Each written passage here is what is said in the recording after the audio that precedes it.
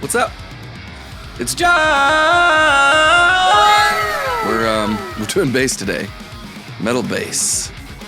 Okay, today we're doing metal bass. We're gonna get god tier bass tones with just one plugin. Just one plugin. Just one. But first, the intro.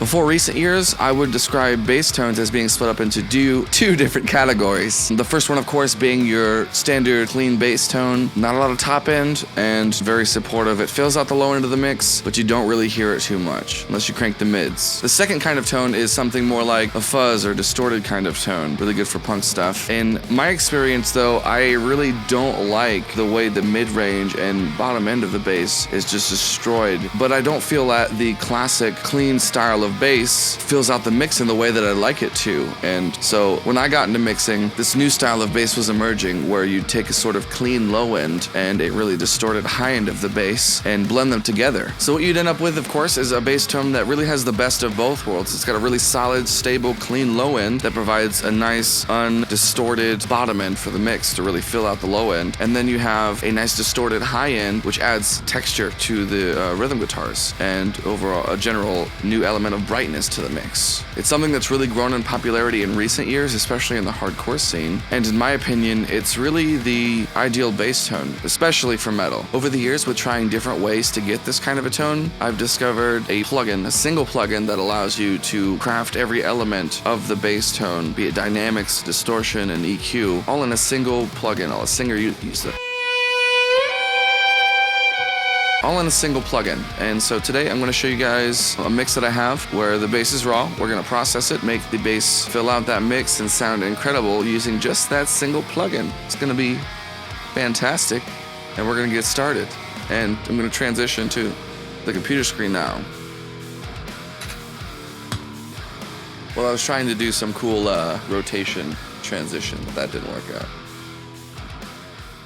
Computer! Alright, so we're in the mix here now. I've got stems from one of my band's songs off of our latest album. This song is called Phantom Vision. I've got everything laid out here. I've got drums, rhythm guitar, lead, and aux guitars, synths, and then of course bass, but this is a DI bass. This was recorded with a Dingwall NG2 by our good homie Spence Howard, and this is a great sounding bass even without processing.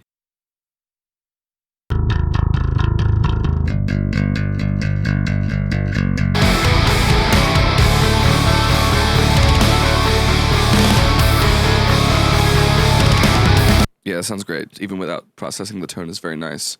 Although you can do this with any kind of bass, so if you've got like a cheaper bass, don't worry about it. Just change the strings. That's the most important thing. You need to have a lot of like life in your strings to be able to get the distorted higher end to really come out the way it should. So that being said, I'm going to go ahead and start sculpting this tone with the single plugin, as we have mentioned prior. I like to go ahead and just load the instance of Saturn. FabFilter Saturn, of course. Alright, so with Saturn up, here's my workflow for it. I like to take advantage of the fact that FabFilter Saturn is a multi-band distortion or saturation plugin, because that allows me to separate the different frequency ranges of the bass to get the most out of the tone. So I've separated it from 200 Hertz to 0, of course, from 200 to 1000, that's going to be my mid-range, and then the 1000 and onward is going to be like the really distorted higher end. As you can see, the controls down here, we have the drive knob here that controls how much obviously you want. We've got tone shaping, so EQ, which is really nice, and an overall level adjustment as well. Up here is where we decide which type of distortion we want. It's got a bunch of different types too. It's got like tube distortions, tape. It's even got amp simulation stuff, and then like just general saturation, and then a couple of fun ones down here.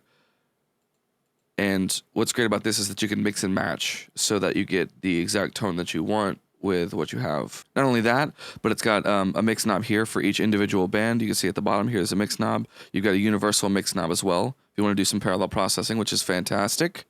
Aside from that, you've also got this dynamic knob here, which is why we're able to do this with just the single plugin, because you typically need to compress the bass anyways, right? Well, you could do it all in here, and you could press each different section however you want. So I typically like a very compressed low end to be very solid and stable for the entire mix. And luckily, this allows me to achieve that.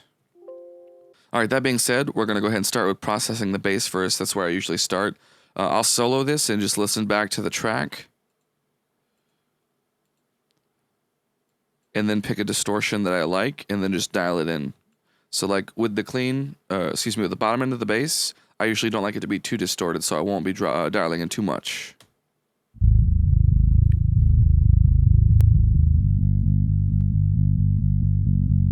I tend to favor the tube distortion settings on the lower end of the bass.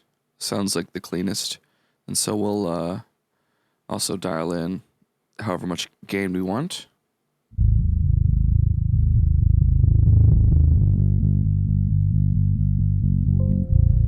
Around 40 sounds pretty good. And then I'll dial in the dynamics until it's about as solid as I need it for this mix.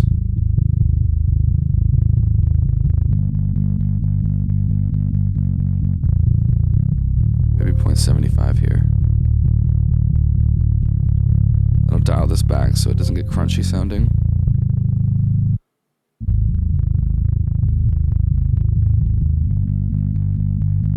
Alright, and that sounds great. The very super solid low end.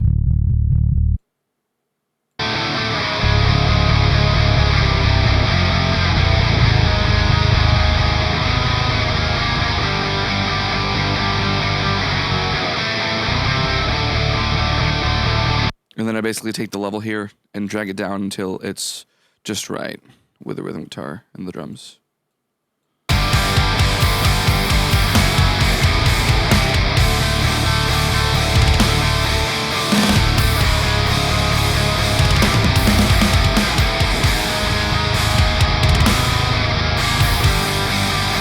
And that's just right in my opinion. It's like supporting the mix, and you definitely notice when it's gone. All right, we'll move on next to the mid-range.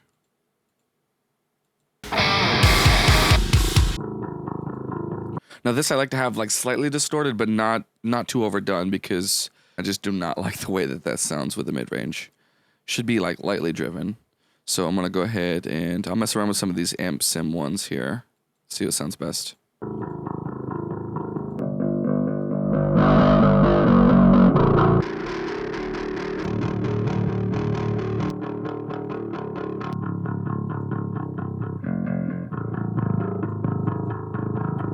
Alright, I really like the way this smooth amp sounds.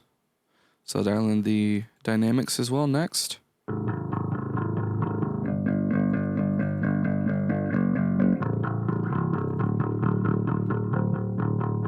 Sounds about right. Alright, then I'll reference that with the mid.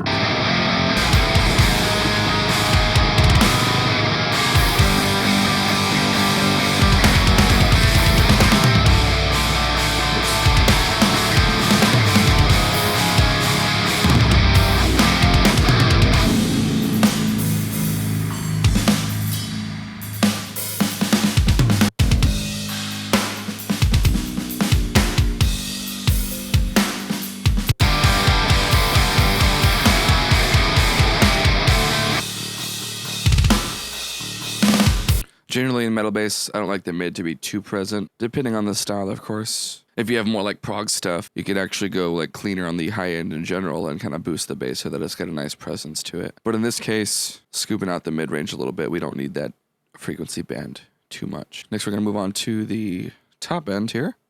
All right, so for the top end, I found there are a couple different ways that you can approach this. One way that I like to do a lot is to use the heavy saturation here and then crank it up.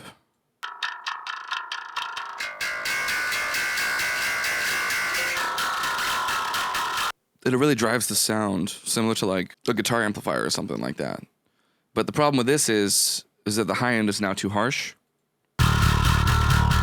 So if you're gonna do this, I would recommend using a guitar cabinet impulse loader like NAD IR here, and loading something up so that it kind of like tames the high end.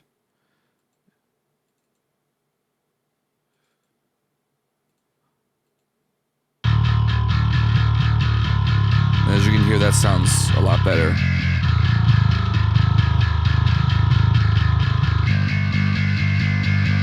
But this is the video where I'm showing you how to get this kind of bass tone with just one plugin, so we're not going to do that way. The great thing about Saturn then, of course, is that it has amp sim models as well, which have their own form of like high-end cut, because it applies kind of like a general tone shape of like a cabinet as well. And so we're going to use one of those and get the drive that we need from that. So one that I like a lot is the power amp.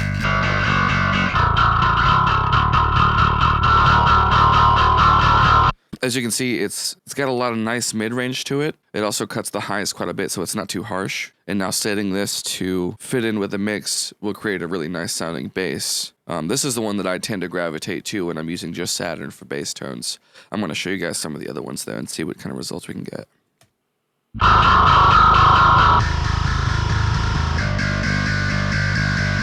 See, that one's a little bit harsher, but not too bad. It's got a nice air to it.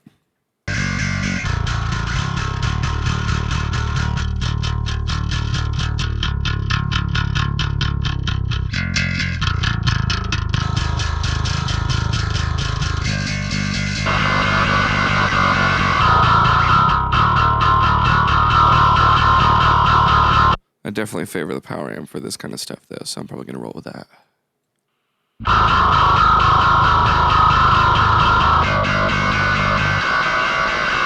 And then from here, of course, I'm going to blend it in with the rest of the mix, make sure that it sits just right. We just want this high end to texturize the rhythm guitars, essentially.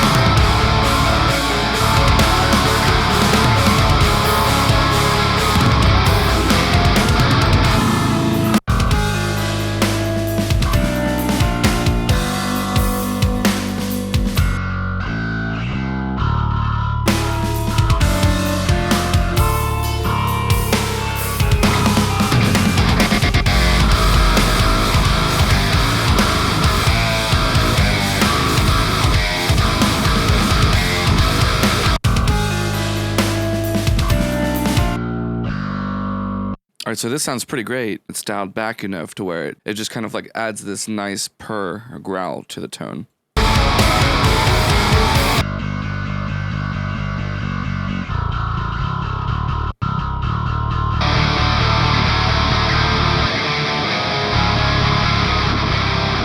So it's not like overbearing either. You know, you don't want this to be like screaming in your face. The point is to have it really blend in well with the rest of the mix here. One thing that I do want though is I want it to have a little bit more like very top end like air. And so what's great about Saturn again is that it's got the EQ tones here. So you could use separate EQ processing on each of these bands. And so we're going to add a little bit of air to the very top end.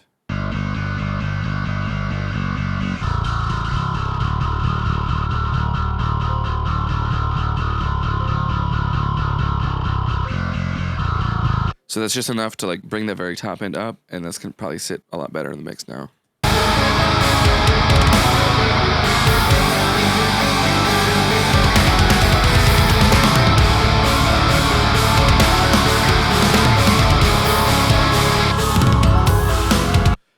All right, so that's pretty much it. You've got a fucking killer bass tone. Let's listen to this shit.